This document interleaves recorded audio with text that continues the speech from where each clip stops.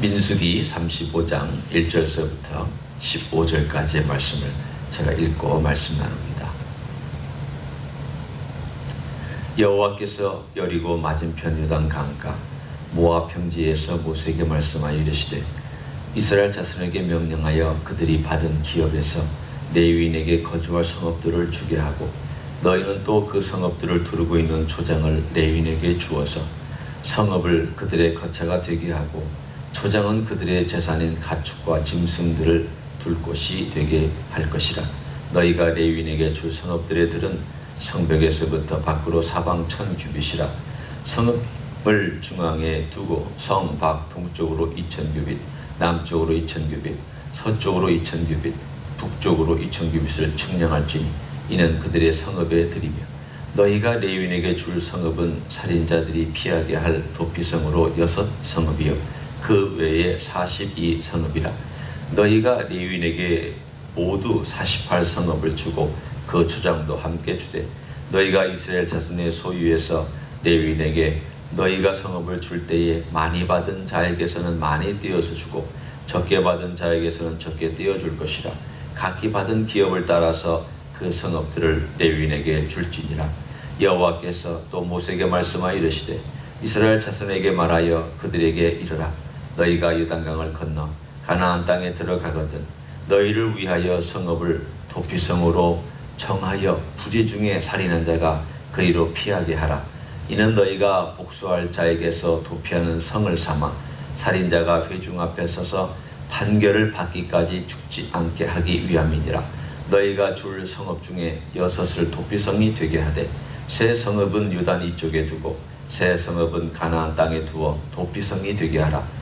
이 6성읍은 이스라엘 자손과 타국인과 이스라엘 중에 거류하는 자의 도피성이 되리니 부지 중에 살인한 모든 자가 그리로 도피할 수 있으리라. 아멘.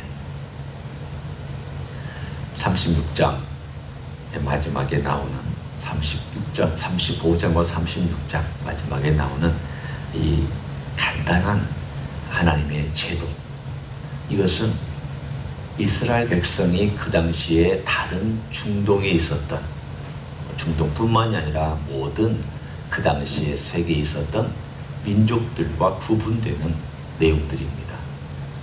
그 당시에 이런 도피성을 가지고 있는 문명이 없었습니다. 제도가 없었습니다. 그걸 보면 하나님께서 물론 주신 것이니까 뭐 그렇다라고 우리가 단순하게 답을 하면 맞고 또 답도 되지만, 그러나 그 시대에 이스라엘 민족이 이러한 앞서가고 인간을 생각하고 인간의 생명을 존중하는 율법이 있었다는 것은 참 놀라운 일입니다. 오늘 여기 나와 있는 이 가나안 땅에 가운데로 흐르고 있는 요단강을 중심으로 동쪽과 서쪽에 세 군데 다 하루길에 갈 만한 거리들입니다. 남쪽, 중간, 북쪽, 또 이쪽도 남쪽, 중간, 북쪽 이렇게 6군데가 있어서 이스라엘 사람이 어느 곳에서 사건이 터졌다, 그럼 내가 억울하다, 왜냐하면 이건 실수다 라고 생각하는 사람은 바로 하루길만 가면 도피성에 가서 머물 수가 있었습니다. 오늘 여기 나와 있는 6성읍과 또 레위인에게 준 그 외에 42개, 총 합쳐서 48개의 성읍을 하나님께서 특별히 기업이 없는 레위인들로 살게끔 해주셨습니다. 이 48개의 성읍은 전 이스라엘에 퍼져 있었습니다. 큰 지파에는 많이 살게 하셨고 작은 지파에는 성의 숫자가 적으니까 적게 살게 하셨습니다. 그러면 레위인이 거기에서 무엇을 하기 위해서 하나님께서 흩어져서 살게 하셨습니까? 여러 가지 목적이 있지만 레위인의 목적은 그곳에 살면서 하나님의 말씀을 가르치는 데 있습니다. 레위인들의 가장 중요한 것은 물론 나중에 성전이 지어지고 또 성전에 올라와서 그들이 봉사도 해야 되겠지만, 레위인은 각각의 성에 살면서 제사장을 도와 하나님의 백성이 제대로 율법을 지키고 사는지에 대하여 일종의 감시 역할도 될 수 있고 또 가르치는 교사 역할도 합니다. 뿐만 아니라 상담자 역할도 해주고 하나님의 법도에 대해서 그들이 직접 살아가면서 사람들로 하여금 본이 되게 하는 그런 본이 되는 삶을 살도록 하나님께서 흩어놓으셨습니다. 야곱이 시몬과 레위를 바라보면서 예언할 때 그들은 그들의 폭력에 참여할지어다. 그들을 이스라엘 중에 흩으리로다. 그렇게 야곱이 예언했었습니다. 오래전 일이죠. 그런데 그것이 그대로 이루어졌습니다. 시몬은 유다 지파 가운데 흩어져서 자기 땅이라고 얘기하지 못할 정도로 흩어졌고, 레위는 전 이스라엘에 흩어져서 그 흩어진 가운데 좋은 목적으로 흩어졌습니다. 오늘 그 중에 6성읍은 특별히 레위인이 살면서 행하여야 될 가장 중요한 사명을 말씀해 주었습니다. 레위인들아, 너희는 거기 살아라. 그리고 그곳에 살면서 만약에 어떤 사람이 부지중이라는 말은 실수한다, 과실치사다, 그 뜻입니다. 부지 중에 누군가하고 싸우다가 혹은 어떻게 돌을 던져서 혹은 잘못해서 죽였다고 했을 때 그 사람이 그 성에 가서 도착하거든 너는 그들을 보호하라는 겁니다. 이스라엘 법에 우리가 가장 기본적인 법이 있습니다. 기본적인 법이 있고 그 외에 또 법이 있고 법이 있는데, 기본적인 법은 살인한 자가 만약에 어떤 살인을 행하였을 때에는 그 살인에 대하여서 다른 사람들이 고엘이라고 하는 킨스맨 리디머, 구속자가 이 사람을 죽일 수 있었습니다. 이 사람이 죽임을 당하기 전에 보호하는 게 필요했습니다. 그러면 이것이 과실치사든 아니든 간에 이 사람이 일단 도피성에 가면 재판관들을 규합합니다. 그 성의 재판관 등등의 리더들이 모여서 이 사람이 정말 의도적으로 죽였느냐 아니면 실수냐를 가려서, 의도적으로 죽이면 사형에 처했고 실수면은 이 사람은 죄가 없다. 하지만 이 레위인들이 살고 있는 이 성에서 대제사장이 죽을 때까지 살아야 된다. 그래서 대제사장이 죽는 그 해가 되기까지 이 사람은 비록 과실치사지만 거기서 살아야만 했습니다. 왜 그렇습니까? 아무리 실수를 할지라도 생명을 죽였기 때문에. 오늘 여기 보면 하나님께서 생명을 얼마나 소중하게 여기시는지에 대한 하나님의 마음을 우리는 분명히 알 수 있습니다. 함부로 하지 마라. 사람의 생명에 대해서 함부로 하지 마라. 의도적으로 죽인 것은 당연히 그 피가 흘렸을 때에는, 그 피가 억울한 피와 무고한 피가 땅에 흘렸을 때에는 그 땅이 그걸로 인하여서 오염된다. 나는 그렇게 만들었다. 잘못된 피가 흘려졌을 경우에는 그 땅이 오염돼서 그것이 만약에 계속해서 쌓일 때에는 그 땅이 그 백성을 토해내도록 나는 만들어 놨다. 하나님의 원리입니다. 따라서 그러면 이 억울한 피를 어떻게 해야 이 억울한 피에 대한 것을 원한을 써주느냐? 하나님의 원리는 그렇습니다. 생명은 생명으로 해야만 했습니다. 그래서 이 사람을 만약에 의도적으로 죽였다면 이 사람의 피가 흘려져야만 이 억울한 원한이, 그 피가 땅이 그 더러워지는 데서부터 노임을 받게 되는 원리를 쭉 설명합니다. 그러나 억울하게 어떤 사람이 죽었다 할지라도 이 사람이 의도하지 않고 어떻게 해서 만약에 죽게 했다면 그것에 대하여서는 도피성에 가서 무고하다고 얘기를 할지라도 대제사장이 죽을 때까지 대가를 지불하라는 것입니다. 생명에 대하여서는 하나님께서 생명으로 요구하셨습니다. 무고할지라도 너의 생명은 아니지만 대제사장이 천수를 살고 죽는 것이든 혹은 병으로 죽는 것이든 죽을 때 그 의미는 제사장이 너의 모든 것을 다 짊어지고 이제 죽었다, 그 뜻입니다. 따라서 하나님의 그 의도를 가만히 보면 이 생명이라는 것에 대하여 하나님께서 도피성을 마련한 것도 참 긍휼이구나. 그러나 이 긍휼 가운데 또 재판을 정당하게 받게 하는 것도 참 놀라운 하나님의 공의와 긍휼이구나. 뿐만 아니라 이 피해에 대하여서 정당한 대가를 지불하게 하는 것도 하나님의 공의와 긍휼이구나. 뿐만 아니라 하나님은 전 이스라엘 영역의 전체를 생각하고 있습니다. 왜 하나님께서 전체 생각하느냐? 살인하는 자들 때문에 이스라엘 전체가 망가지는 것을 막으셨습니다. 범죄는 한 사람에게서 끝나지 않습니다. 만약 이 범죄가 계속된다면 사람들은 생각할 것입니다. 이런 죄를 저질러도 아무렇지도 않구나. 이런 잘못을 저질러도 아무런 대가도 지불되지 않는다. 사람들은 범죄할 것입니다. 또 땅이 오염되면 하나님이 심판할 수밖에 없습니다. 따라서 이스라엘 전체 공동체를 보호하시기 위해서 하나님은 긍휼에 대한 것을 만들어 놓으셨고, 공의에 대한 것을 만들어 놓으셨고, 또 긍휼과 공의가 치우치지 아니하도록 하나님께서는 균형을 갖게 만들어 놓으셨습니다. 균형을 갖게 만드는 이런 일들을 누가 하게 하셨느냐? 제사장과 레위인들이 하나님의 대리인이 되어서 이 땅에서 그 일을 하게 만들어 주셨습니다. 오늘 우리는 이것을 보면서 하나님께서 하는 공동체를 만들어 놓으시고 참 멋있는 장치들을 해 놓으셨구나. 이렇게 한번 생각해 보십시오. 만약 이것이 제대로 작동되었었다면 얼마나 멋있는 사회가 되었겠습니까? 만약 이것이 하나님이 정한 마음과 그 율법이, 하나님의 마음과 의도와 율법이 같이 병행되어서 잘 갔다라면 얼마나 멋있는 사회가 될 수 있었겠습니까? 우리는 얼마나 도피성이 이용되었는지 잘 모릅니다. 성경에 도피성의 이야기는 많이 나오지 않습니다.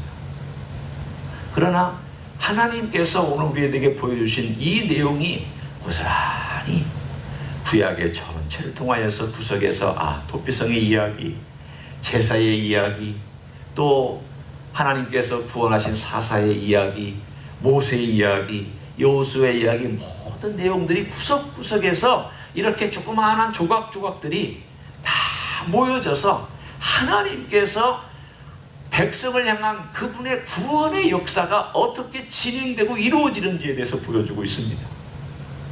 나는 구원하는 하나님이다. 도피성도 구원하는 성이다. 도피성도 내 공의를 이루는 성이다. 거기서 사람들의 생명이 함부로 피 흘리지 않게 나는 그렇게 만들었다. 그러나 피 흘린 다음에는 이러이러한 대가를 지불해서 그 대가로 인하여서 이 성뿐만이 아니라 모든 이스라엘 사람들이 거룩하게 살아가도록 나는 만들었다. 이제 이 모든 것들이 조각조각이 모여져서 누구에게서 이 모든 것들이 이루어졌을까? 우리 주 예수 그리스도에게서 이 모든 것들이 다 이루어졌습니다. 한번 봅니다.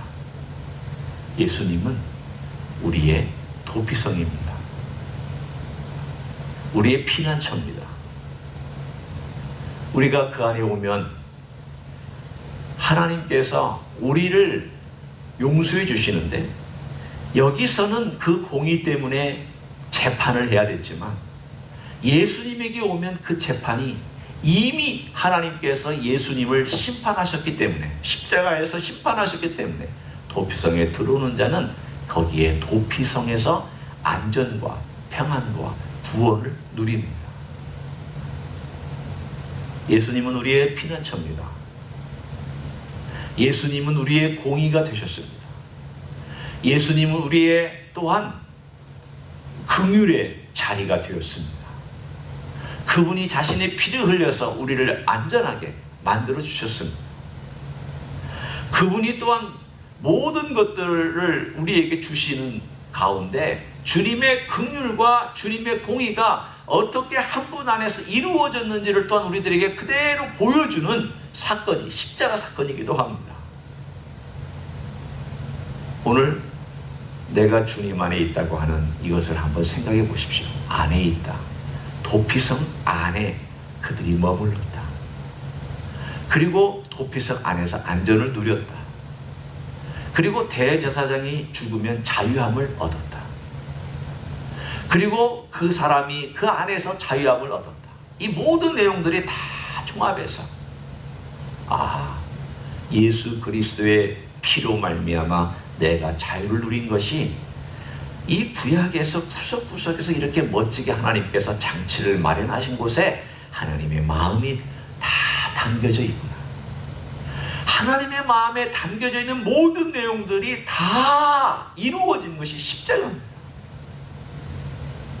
십자가는 100% 하나님의 공의와 긍휼이 이루어진 것이기 때문에 우리가 십자가를 생각할 때 도피성을 생각할 수 있고, 도피성을 생각할 때 십자가를 생각할 수 있고, 공의를 생각할 때 십자가를 생각하고, 주님의 긍휼을 생각할 때 십자가를 생각할 수 있습니다. 오늘도 다시 한번 저의 마음을 주님께 이렇게 맡기면서 이런 기도를 드리고 싶습니다. 주님, 제가 어떤 사람이 될 뻔했습니까? 만약 주님이 없었다면, 주님의 도피성이 없었다면 저는 어떤 사람이 될 뻔했습니다. 저의 죄, 저의 잘못, 허물, 주님께서 산상순에 말씀하신 대로 직접 손으로는 살인하지 않았지만 입으로 살인한 것들, 누군가를 미워한 것들, 누군가를 저주한 것들, 누군가에 대해서 싫은 소리로 내뱉은 것들, 누군가를 욕한 것들, 이런 모든 것들을 가만히 보면 저는 다 살인죄에 해당되고, 다 살인죄에 해당된다면 죽음의 심판을, 그것만 가지고도 죽음의 심판을 이겨낼 수 없는 존재가 될 뻔했습니다. 그런데 주님께서 내 대신 죽으심으로, 내가 살인한 것 대신 죽으심으로 주님께서 저를 용서해 주셨습니다. 주님 고맙습니다. 여러분, 우리의 삶을 보면, 저의 삶을 보면 참 주님 앞에서 너무도 부끄럽고 자랑할 것이 없다는 것을 살면서 더 느끼고 더 느낍니다. 그렇지만 피난처가 있다는 것이 우리에게는 소망입니다.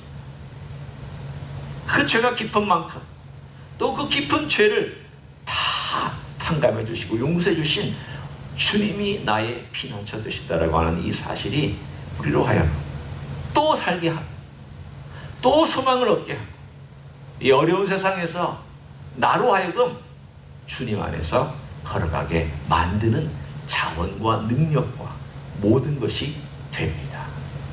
오늘 하루도 그 십자가 앞에 걸어가시고, 그 십자가 앞에서 주님 의지하고, 십자가 앞에서 안전하고, 십자가 앞에서 평화를 누리는 여러분 되시기를 예수님의 이름으로 간절히 축원합니다.